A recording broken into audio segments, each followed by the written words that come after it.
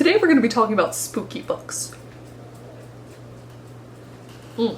So as some of y'all may know, I'm writing a vampire collection for Camp NaNoWriMo. It's going to be about 4 or 5 novellas, I think. I'm working on it with my brother. But in order to get me in that spooky mood, that spooky mindset, I'm going to be participating in my friend's Summer Scare Readathon, hosted by my friend.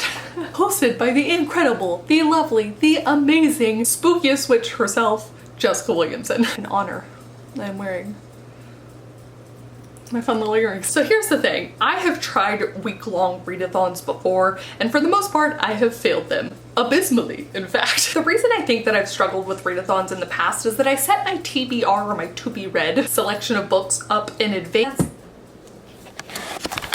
Hello, editing Kate here to expand on what I was trying to say, which is that my old strategy had been to select as few books as possible on my TBR in the hopes that I would get all my books read, right? So if there were 9 challenges, I would see if I could only use 2 or 3 books to complete all 9.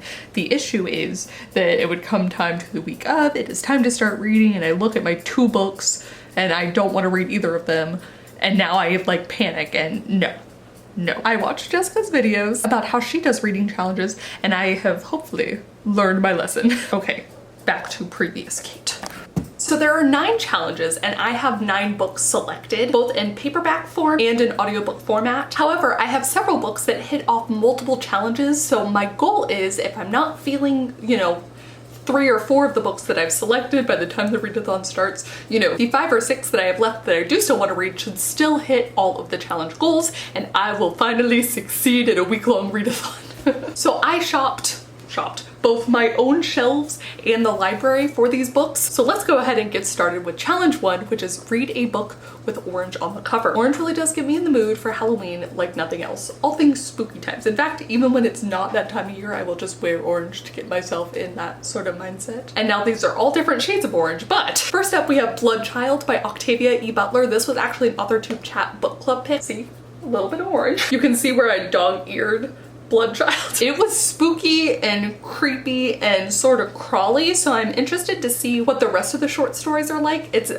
kind of like a horror anthology, more like speculative fiction with a slightly spooky, scary, creepy lean to it. Then we have Spirit Hunters by Ellen O. Again, just a little bit of orange. I already owned this one. Ow, I hit myself. This one came from the library. How cool. Actually, I'm just now seeing this. It was a Texas Bluebonnet Award nominee. The inside flap of Spirit Hunters reads, Harper Rain doesn't like her new house from the moment she steps inside. I freaking love spooky house stuff. You're gonna see that a lot actually in the books that I've selected, but spooky house things, I'm so into it. It makes her skin crawl and her hair stand on end. There's an energy to the house that just doesn't feel right. There are rumors that the Rain family's new house is haunted. Unexplainable events and tragedies seem to have befallen every family who's lived there before.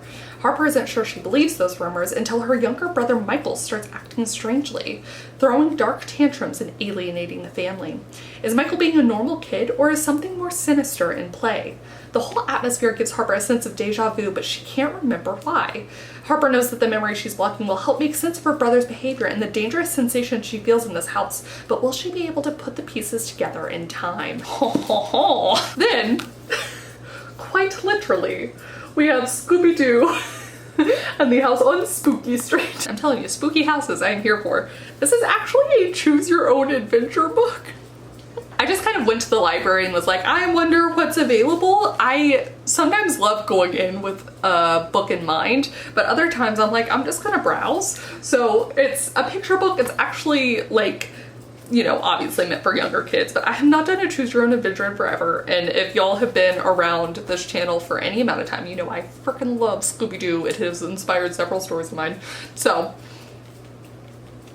we're good with that. And finally, like an orangey, yellowy yes, is Labyrinth Lost by Zoraida Cordova. And I actually have heard of this book before because I really love Zoraida's podcast that she helps co-host. So the back cover reads, it hits me like a cold wave. I can choose to not have a death day, can't I? For the longest time, I feared this magic would get loose, and now it has. Everyone keeps telling me that this is a normal part of being a bruja, that I can't stop this from happening. And for the first time I wonder, what if I can? Hell yeah. So as you can see, I have lots of options to hit orange on the cover, and you will see these books come up again. So I'm freaking pumped. That's challenge 1. Challenge 2 is to read a book with blood on the cover. What's amazing is that of the other books that I have, none of them actually have blood on the cover, but guess what? Guess who got this workaround? Blood Child. Literally blood on the cover, as it's in the title. That is the only one I have. In fact, that is the only challenge I have that only one fits the description of it. But as it is a short story collection, if I read more or less half of the short stories in here, I'm gonna give myself credit for it. And I will definitely be rereading Blood Child. I loved it so much. Challenge number 3 is to read a middle grade spooky book. I've already talked about Spirit Hunters. This is in fact a middle grade book, so I'm very excited to see how these spooky stuff goes. Oh, look at this, having no context for it. I love when books actually have like strange listicles. The other book for this challenge is The School for Good and Evil by Suman Chainani. I actually bought this when I was on a writer's retreat ages ago. Author tuber Holly Davis convinced me to buy it. It did not take much convincing because look at this cover. It is gorgeous. The back flap reads, this year best friends Sophie and Agatha are about to discover where all the lost children go. The fabled school for good and evil, where ordinary boys and girls are trained to be fairy tale heroes and villains. As the most beautiful girl in Gavaldon, Sophie has dreamed of being kidnapped into an enchanted world her whole life. With her pink dresses, glass slippers, and devotion to good deeds, she knows she'll earn top marks at the school for good and graduate a storybook princess. Meanwhile, Agatha, with her shapeless black frocks, wicked pet cat, and dislike of nearly everyone, seems a natural fit for the school of evil. But when the two girls are swept into the endless woods, they find their fortunes reversed, and they'll quickly find that the only way out of a fairy tale is to live through it. The idea of turning this on its head so much and having a whole school, like I am absolute trash for any kind of boarding school, this will come up again. And this just sounds so fun. I'm actually usually not one for fairy tale like things, but I also have the Graveyard book by Neil Gaiman. I think this is debatably more classic than middle grade necessarily, but I'm potentially going to count it, I'm definitely going to count it, for the next challenge, which is a spooky word in the title. I recently took Neil Gaiman's masterclass where he used the Graveyard book as an example, and it's actually a book that I had started before but not completed through no fault of the book, so I'm excited to give this another go. The quick Wikipedia summary says that it's a young adult fantasy novel by the English author Neil Gaiman, simultaneously published in Britain and America in 2008. The Graveyard book traces the story of the boy Nobody Bod Owens, who is adopted and reared by the supernatural occupants of a graveyard after his family is brutally murdered. Other spooky words, once again, Blood Child, blood, house on spooky street. Spirit Hunters, debatably. You could argue evil's a spooky word. And I'm going to include this one here too, which is Under My Hat, Tales from the Cauldron. It is a short story collection or anthology from a bunch of different famous authors. Inventive and quick-witted collection of witch stories by some of our most loved fantasy authors writing today. Young witches, old witches, kind witches, mean witches, witches, dogs, witches, curses. They are all here in their diversity and richness lurking amongst the pages of this treasury, just waiting to be set free to allow their magic to fill your imagination. Cauldron, spooky, yeah. This does in fact lead us to challenge number 5, which is read a story with witches.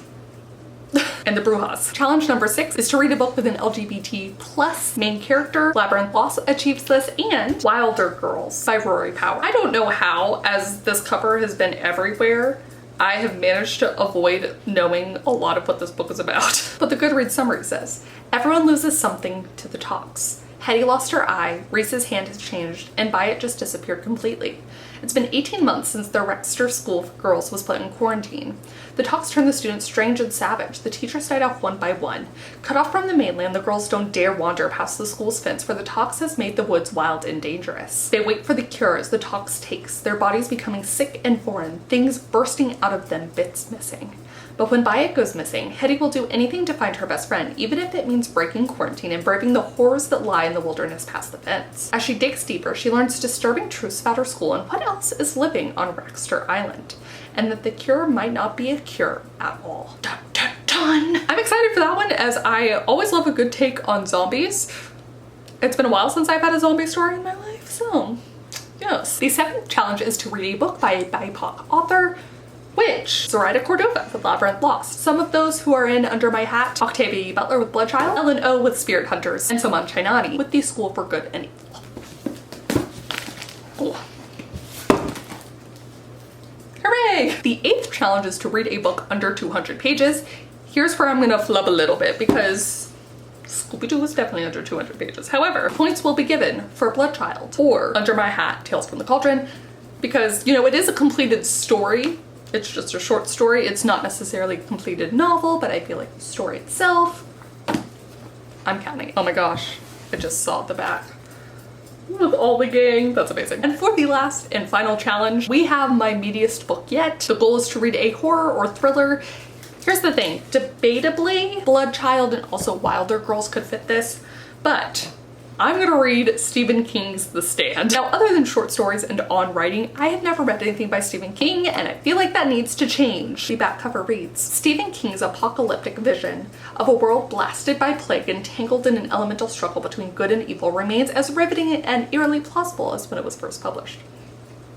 A patient escapes from a biological testing facility, unknowingly carrying a deadly weapon, a mutated strain of superflu that will wipe out 99% of the world's population within a few weeks. This might be a little bit heavy right now, but I'm gonna do it. Those who remain are scared, bewildered, and in need of a leader. Two emerge. Mother Abigail, the benevolent 108-year-old woman who urges them to build a peaceful community in Boulder, Colorado, and Randall Flagg, the nefarious dark man who delights in chaos and violence. As the dark man and the peaceful woman gather power, the survivors will have to choose between them and ultimately decide the fate of all humanity.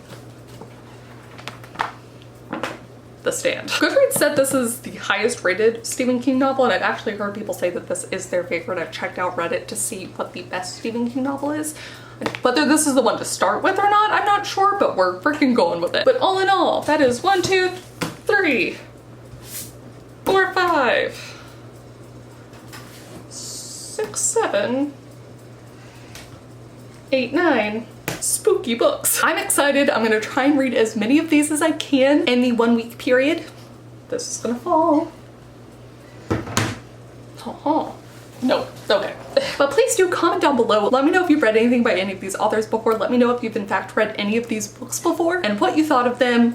Spoiler free, please. And let me know how you usually do with reading challenges, because I always get so excited for them and then the actual event happens or comes and it's just like crickets.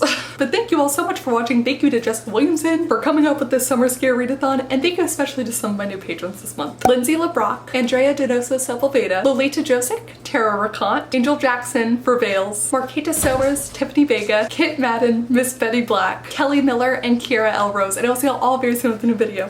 Bye! Just Bloodchild. Oh. And it's, did I sink down? I did. I've actually, look, Stephen King's I always hate this word, apocalyptic